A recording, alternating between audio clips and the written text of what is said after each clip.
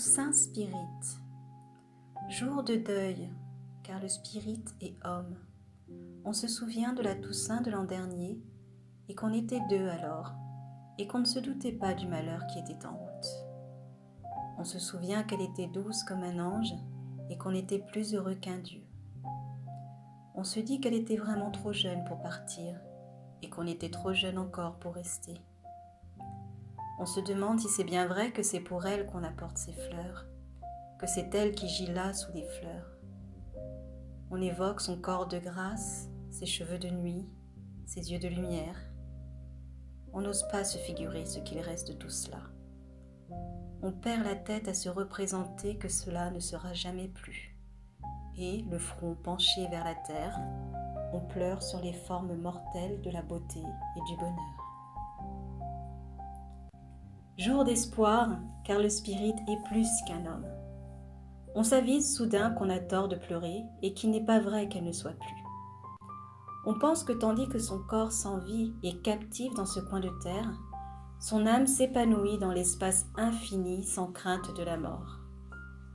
On pense que son corps lui-même n'est mort que pour donner naissance à un second corps qui ne mourra pas.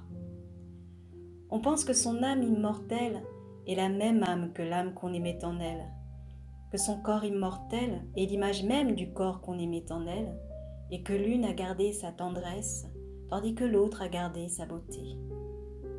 On pense que loin de s'éteindre, l'amour qui brûle en son cœur sera toujours plus ardent, et toujours plus vive la lumière qui brille en ses yeux, et qu'ainsi, rien ne s'anéantit de tout ce qu'on aima, rien même ne s'altère de tout ce qu'on aima, mais au contraire, tout se conserve tel qu'on l'aima, et seulement se transfigure, comme pour être plus digne qu'on l'aime. On pense que si tout ce trésor de grâce et d'amour se conserve, c'est pour qu'on le retrouve un jour, et l'on est assuré de le retrouver un jour.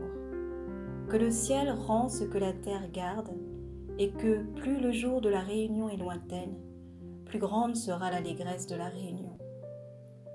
On pense qu'il n'est même pas vrai qu'on l'ait perdue, ne fût-ce que pour un temps, puisqu'elle est près de nous en son corps invisible, et que son âme rayonne en notre âme, puisque de tout son cœur fervent et de sa main vivante, elle sèche nos larmes, à l'heure même où nous pleurons devant sa tombe, puisque présence invisible, et cette intime communion durera autant que durera l'illusoire séparation. Alors, on n'évoque plus les joies passées qu'avec douceur, dans l'espérance des félicités à venir et dans l'assurance que les joies passées sont présentes au même moment à son cœur, comme à notre cœur, et qu'au même moment, son cœur se réjouit, comme notre cœur, des félicités à venir. Et, les yeux levés vers le ciel, on sourit aux formes immortelles de la beauté et du bonheur.